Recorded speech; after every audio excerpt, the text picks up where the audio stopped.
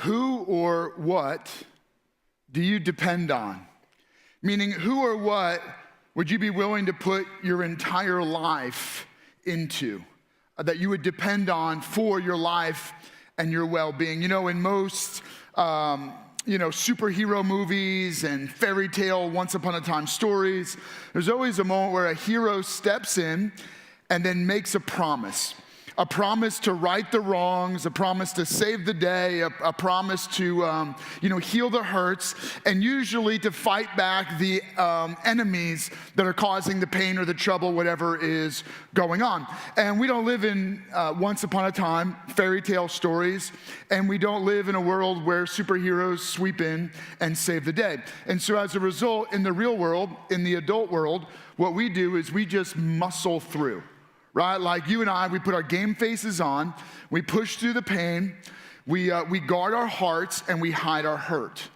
And we're not really waiting around for someone to save the day. We're not really hoping that someone's gonna swoop in and intervene. I mean, probably in your fantasies, you hope that, some long-lost great aunt who passes away left you millions and millions of dollars. But aside from kind of like this empty, kind of hopeful wish, you don't really believe those moments happen, and you're not really waiting for it to happen. What you're doing is you're putting your dependence, your trust in yourself, and you're just kind of muscling through. And how did we get to that place? Well, for most of us, someone broke your trust. They broke their promise. And so who did it to you? What happened in your life to make you stop trusting people? Stop trusting most situations. Stop trusting even what you see around you. For most of us, a situation happened in our lives where someone broke their promises or they broke our world. Maybe through hurt or pain or abuse, some situation that caused us it fractured the way we see people, and so we stopped depending on people. We stopped trusting them. We stopped believing people entirely. We take them a little bit, but it's kind of like we take them with a grain of salt, right? Like we're still going to trust people a little, but we're not going to put the full weight of our life into believing what they have to say. And as a result, we tend to approach God with a similar attitude. Like he's there, maybe you're very skeptical and you're here and you're kind of like, I don't even know what I'm doing here. Not sure I believe there's a God at all, because at some point, something fractured in your life, and for you, there is no God. For others of you, God is there. He just doesn't hear. He doesn't care. So he exists, but he's not actively involved in your life. He's not someone that you can depend on or that you can trust with your life situations. And maybe there's something very specific you're walking through right now. Maybe something you've just gone through, maybe something you're going through in this moment, and as a result, what you're feeling is like God has broke his promise. God is not someone you can trust, and it's causing you pain. And so there's nothing clever or brilliant I'm going to say in this moment to take away that pain or prove to you that God is trustworthy and dependable.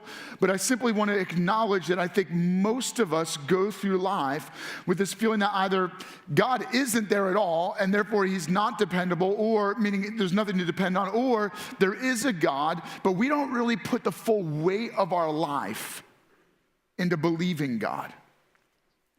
And yet, the Christmas story is about God, but it's not cheap cliches or filled with empty promises. In fact, the Christmas story is what ties all stories of history together. The real stories. I mean, the ones where we're walking through the chronicle of history, and what you discover is that there is one thread that connects all of the dots. And interestingly, it's not just that the Christmas story ties it all together. You could go so far as to suggest that all the stories of history point to the Christmas story. And so what I want to do is jump in. I'm going to read to you what looks like a really obscure list of names. And it's found in the Gospel of Luke, meaning the account of this guy named Luke, who experiences people who love Jesus. And he's a well-respected physician. He's a highly educated academic. and he becomes intrigued about this person of Jesus and becomes convinced that Jesus is who he said he was. And Luke begins to believe in and follow the way of Jesus, so much so that he writes an account of the life and teachings, death and resurrection of Jesus for other individuals like him who may have been skeptical and were not really interested in Jesus. But he writes to say, hey, this is worth you putting your whole life into. And so as he gets into it, again, he's writing from the lens of a guy who's far away from God. He comes from a Greek background, so they just kind of like, they make up their gods. They have legends about gods. And so what he wants to do is he wants to write the account of Jesus so that people get this idea that Jesus isn't just God far away and some legend, but he's anchored in history. His story ties into history. And so he writes this account. It's found in Luke chapter 3, where he's going through the lineage of Jesus, and he says this. Now, Jesus himself was about 30 years old when he began his ministry. He was the son, so it was thought, of Joseph. A little bit of intrigue there. The son of Jacob. And so he goes through this long list, and he eventually gets down through generations, and he gets to this guy named Jacob. And he goes, Jacob, the son of Isaac, the son of Abraham, the son of Terah, the son of Nahor. And in this moment, anyone reading it, even someone who's far away from the religions of the Bible, of Judaism and Christianity, it would catch their attention, because this individual, Abraham, is kind of a legend in religion. But he's anchored in real history, meaning people know that this guy really existed. And so immediately what you're doing is you're hearing the story of Jesus, and he ties him directly to Abraham. He's like, yeah. Way, way, way back, Jesus' ancestors, one of them was this guy named Abraham, who his dad, Terah, packs up everything with his whole family, and they move to what is called Ur of the Chaldeans, which doesn't mean much to you, but basically that's modern day Iraq, right? But then they just camp there. That's where they stay. And Abraham has this encounter with a real, living, active God. So imagine, here's the situation. They're just nomadic pagans who they just make up their gods. And this is around 2000 BC. And Terah and his son Abraham, they're just kind of traveling, their whole clan. And they worship the moon, they worship the sun, they worship the rain. And then suddenly this guy, Abraham, has this vision or this encounter where he actually experiences God. And this is what he hears. It's recorded all the way back in Genesis, which is an account of the beginnings and the origins of man and the way God interacts with man. The account is written this way. The Lord had said to Abram, so this is before he has this experience, and his name is changed. And so as I'm sharing, you're going to hear me kind of go back and forth between Abram and Abraham. It's because God changes his name from Abram to Abraham as a way to prove that his life is changed because he encounters God. So here we go. Here's the story. The Lord had said to Abram, leave your country, your people, and your father's household, and go to the land I will show you. I will make you into a great nation, and I will bless you. And I will make your name great, and you will be a blessing. I will bless those who bless you, and whoever curses you, I will curse, and all the peoples on earth will be blessed through you. And so he gets this unbelievable promise from God. He has this encounter with a real living God, and as a result, God says, get up, and I want you to go somewhere else. I want you to start a whole new life with me at the center of your life, meaning with God at the center of your life, and then through you, I'm going to turn your life into something amazing, and I'm going to bless those who bless you, I'm going to curse those who curse you, but through you, I'm going to bring a blessing to the whole world. Everyone is going to be blessed because of what I'm going to do in and through your life. But Abram is kind of confused. He's like, well, how is that possible? I don't even have any children, and I'm a pretty old man. My wife, we're not going to say that she's getting older, but the truth is she's probably past the age where she can have any children. And God says, that's okay, I got this under control. So we're going to jump ahead in the story. He said he took him outside and said, look up at the heavens and count the stars. If indeed you can count them. Then he said to him, so shall your offspring be. So what God says is, he goes like this, look, here's what I'm going to do. I know that it seems impossible, and I know that no one ever reads a fairy tale once upon a time story and thinks it can happen in their life, or hears about superhero movies and believes that a superhero can sweep in and save the day. But God says to Abram, look, here's the deal. If you trust me, I can bless you and bless those who bless you. I can curse those who curse you, and through you, I can raise up a nation and bless the whole world. And it only requires one thing of you, Abram. And that's where we're going to jump ahead just to another verse. And this is Abram's response. Abram believed the Lord. And what's interesting, and the reason why this is in all caps, maybe you've noticed that every once in a while, is he's referring to the living, real God. And so when you read it, what he's saying is like the real living God who keeps his promises. Abram believed in that God. And he credited it to him as righteousness, meaning he deposited into Abram's spiritual account that he did everything that was needed. He accomplished everything you had to accomplish to receive this promise from God. And as a result, God looked at Abram and said, you're living right in my eyes. And that's what that little verse means. Abram believed in the Lord, the one true living God who keeps his promises, and God deposited into Abram's account the perspective that Abram had done everything that was needed, and he is right in God's eyes. And there's a point. There's something that as I'm reading this story isn't about Abram. In Jesus' lineage, it says Abraham, the son of Terah, the son of Nahor, because what Luke is doing is he's connecting all of the dots of history and showing that Abram is pointing to Jesus. And Jesus is the gift of Christmas. And so when we think about the Christmas story, it connects the dots of all of history for us. And the point is this, that the Christmas story reveals something that happened in ancient times, and that is this, that through Abraham, there is a principle that we learn, and that is this principle. And I would love for you to write this down, take notes, jot this in your study guide or your program that we gave you when you came in. Feel free to pull out a smartphone or a tablet, write this down, because this is the lesson since Abram, 4,000 years ago. And here is the lesson. God promises an open heaven. That's the point.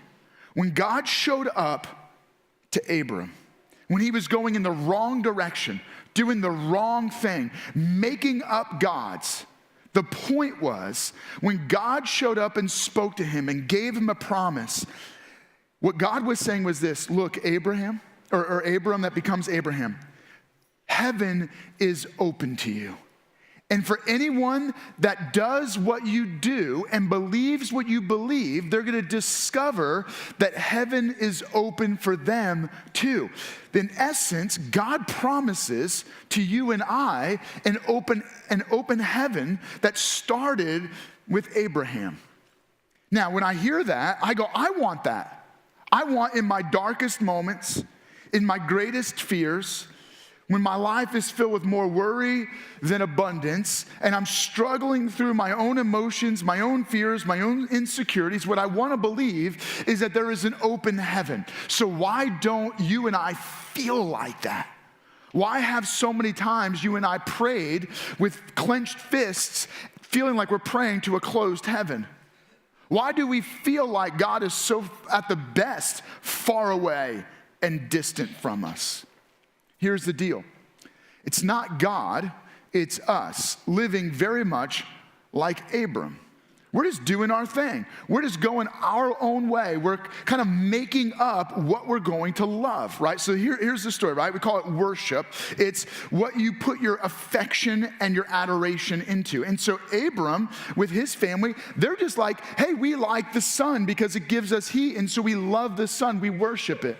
We like the moon because when it comes out, it gets a little cooler at night rather than living in the heat of the desert. We get the cool of the night, and we like that. Man, we worship the rain grain because it gives us crops, right? And so they're just making up what they worship. Well, you and I do something very similar. We just start to worship our desires, whatever feels good. And as a result, we push further and further away from the real, true, living God into loving what we want and what we desire. Well, this is what biblical authors and Jesus refer to as sin. And sin, it's something that drives us, that we're born with. It's this nature, this instinct in us that causes us to love what we want and push away from God, doing our own thing. Well, the end result of sin is not just that it causes trouble in our life. It's not just that it hurts us or hurts relationships. And it's not that it ends in death. Yes, it causes death. But the end result of sin is that it is a self-sabotaging spiritual force that leads to eternal judgment. Meaning the final payment of sin is that we spend forever separated from God and his love.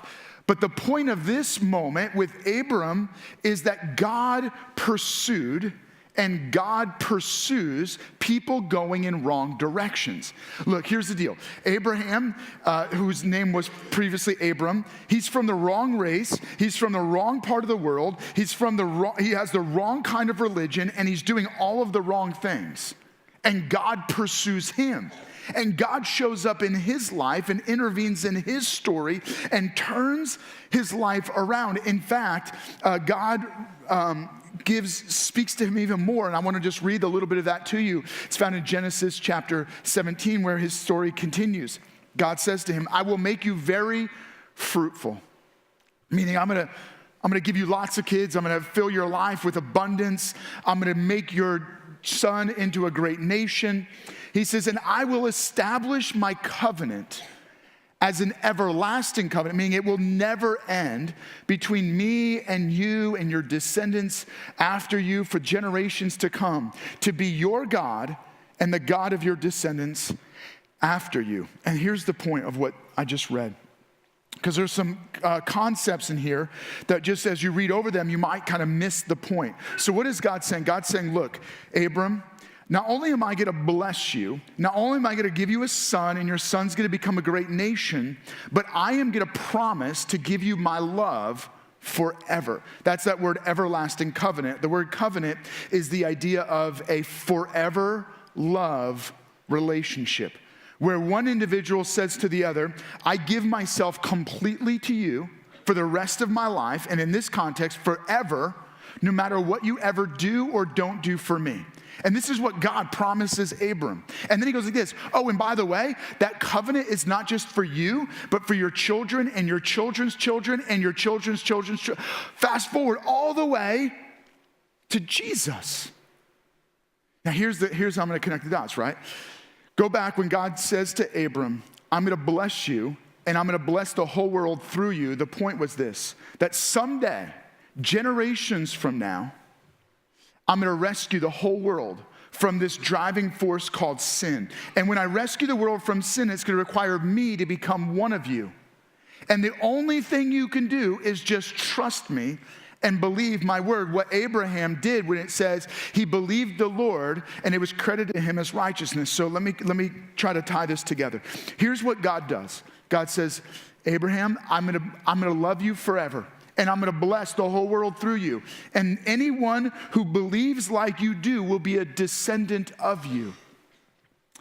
Generations later, Jesus shows up on the scene as the fulfillment of that promise, where God becomes one of us to rescue us from this driving force called sin that's wrecking our lives. Sin that drives us away from God and leads toward eternal ruin.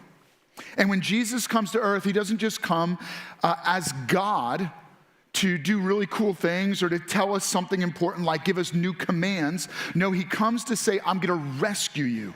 I'm going to bring a blessing to you and you and you and to every nation on the earth. I'm going to give my blessings. How? Here's what Jesus does.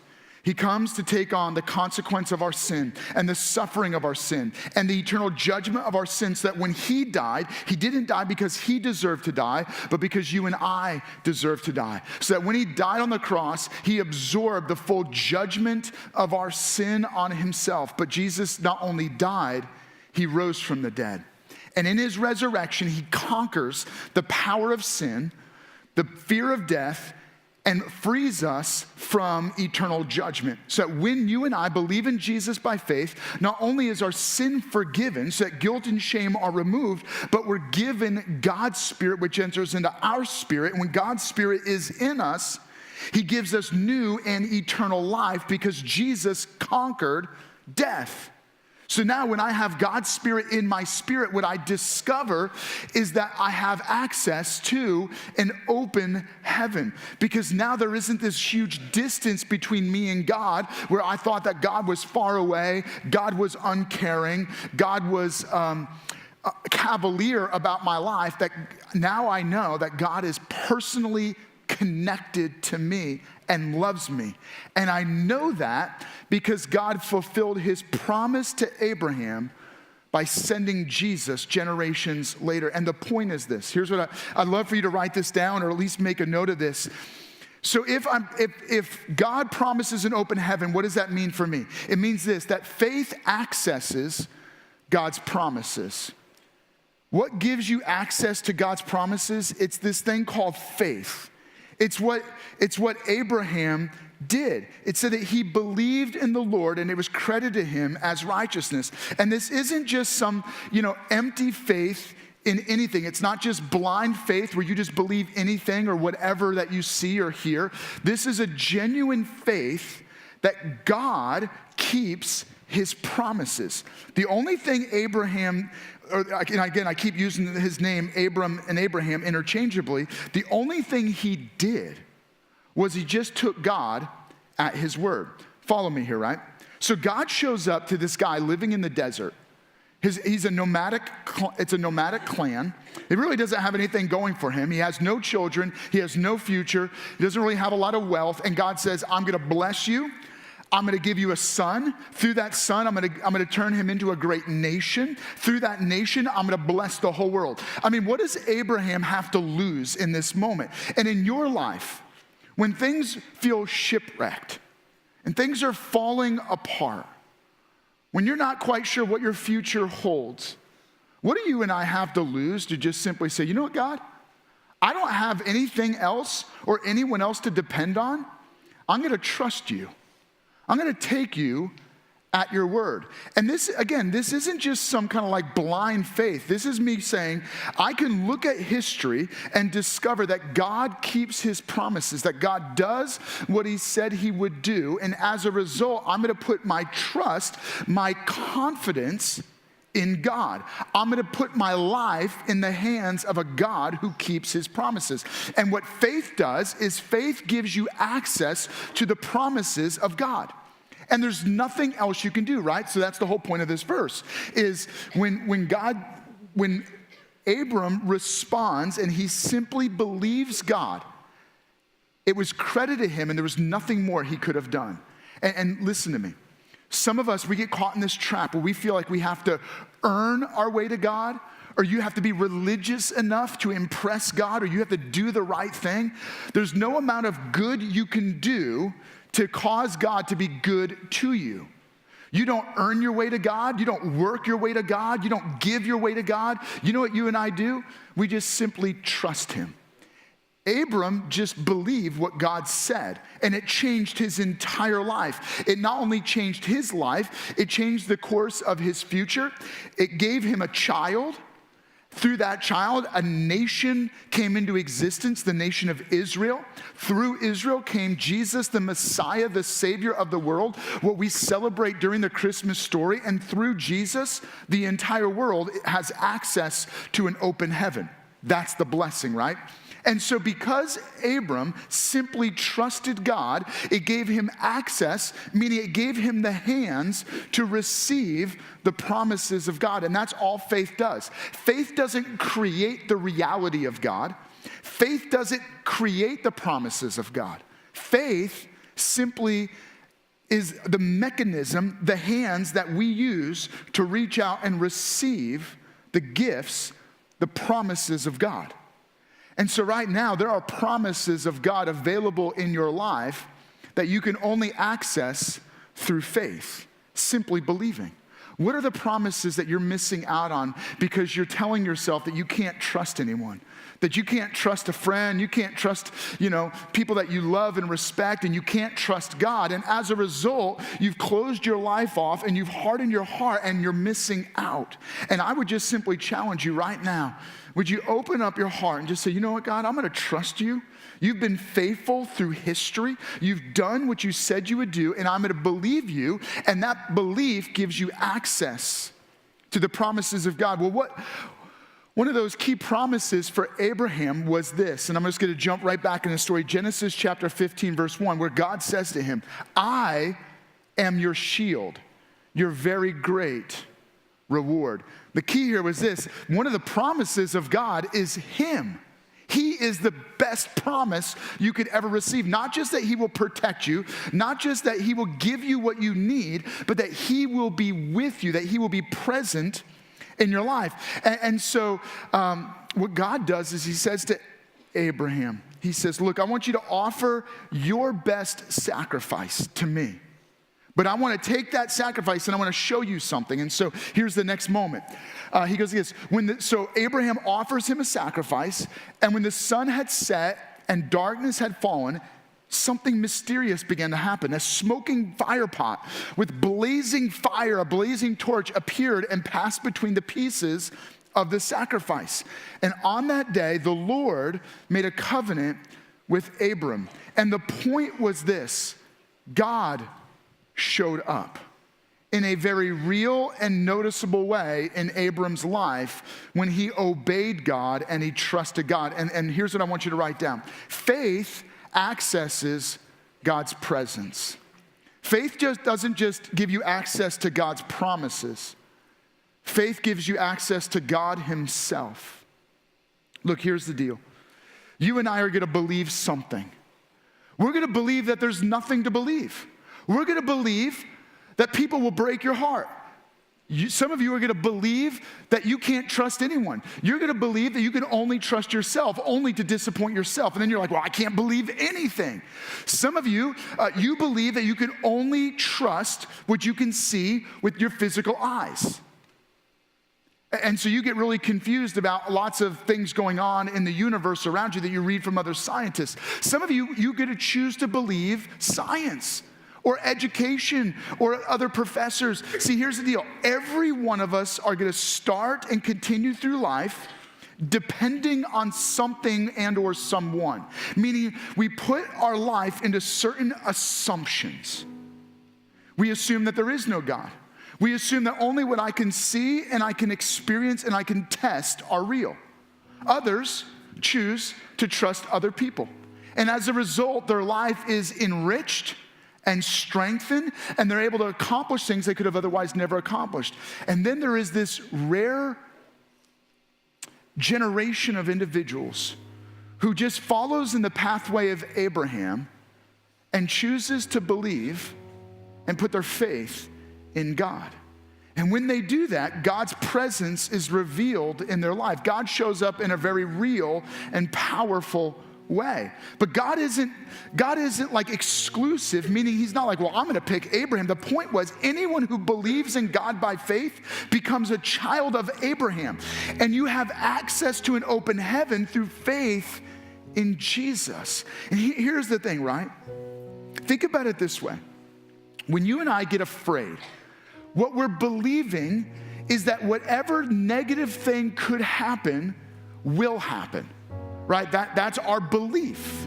When you start to worry, here's what you're doing. You're letting the worst case scenario start to run through your mind, and you're beginning to believe that worst case scenario will happen. And so it begins to stress you out. What is stress? Stress is when we begin to physically respond to the things that are weighing on us, the deadlines, the worries, the doubts, the fears, right? And so that stuff begins to become a belief system that we depend on. You're going to believe something. Here's the deal. When you believe in Jesus by faith, what you're believing is this, that my trust in God outweighs my belief in my fears, my worries, or my doubts. I just believe that there is a real God and he is actively involved in my life and his presence is accessible to me. And so my trust in him outweighs my trust in my fears, my doubts, and my worries. And the only thing that Abraham can do is simply trust God and then act on that trust. So what does he do? He actually packs up his family and he moves.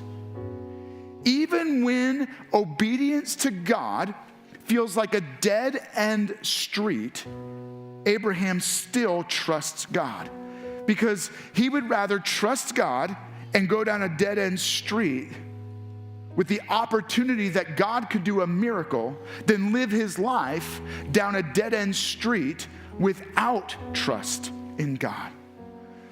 So Abraham obeys, and I will say this. The only thing that separates so many of us from God's promises and God's presence is not necessarily faith, but acting on that faith. See, faith has to become active for us to experience and encounter the promises of God and live in the presence of God. In essence, another way to look at it is, what is the animating force of your life? Meaning, what gives you life? For people who are like Abraham, who through faith in Jesus believe that God does what God says he will do, faith becomes the animating force of our life. It's what gives us life. It's what gets us out of bed. It's what causes us to be willing to be faithful in our marriage. It's what allows us to be generous with our finances. It's what allows us to be sacrificial in our serving. See, it's because faith in God animates every aspect of our life. And so can I challenge you that when you put your faith in God, and as a result, he gives you the hands to receive his promises and experience his presence, allow what enters into you to come out of you. In essence, what fills spills. How can your faith be an inspiration to others? How can your access to an open heaven create an open heaven to others? I want you to walk out of here, and when you conclude this moment, to know that when you pray, you're praying to an open heaven. That when you speak, your words make it to a real, living, loving God who has reached out to and is pursuing you. So would you pause right now? As we are entering into this Christmas season and celebrating the Christmas story, would you take a moment by faith and just believe? Not some empty, blind belief, but a true, deep belief that God is who he said he is, that God keeps his promises. And so, God, I trust you with my life. God, would you help me to activate my faith, and would my faith become the animating force of my life? Would you allow me to pray over you right now? Jesus, thank you that you loved us so much, that you refused to leave us on our own, headed in our own direction, but you pursued us. When we were running from you, you ran after us. When we were just worshiping and loving whatever our desires were, you came and you revealed yourself to us. And so, God, across this room and for each one that's joining us online, God, would you meet them in a very real way? Would you show us that you keep your promises and that we can experience your presence? Would you give us faith right now to believe you and to put the full weight of our life on you? God, we trust you right now. We need you, and we're willing to say that we love you. We give our life to you, and we commit to living devoted to you. God, now help us to activate that faith. We say this right now in Jesus' name. Amen. We hope that you have enjoyed today's experience. We also hope that this message has challenged you and will encourage you in the upcoming week. And if you made a decision to follow Jesus Christ today, congratulations. Welcome to the family and welcome home. One of the most important first steps that you can take is by letting us know. You can click the prayer tab, or you can visit us at lifehousechurch.org. And if this message or ministry has blessed you in any way, feel free to partner with us financially. You can click on the Give tab, or you can visit our website and click Give. We are so thankful that you joined us, and we are thankful that you are part of our extended family. We can't wait to see you back here next week.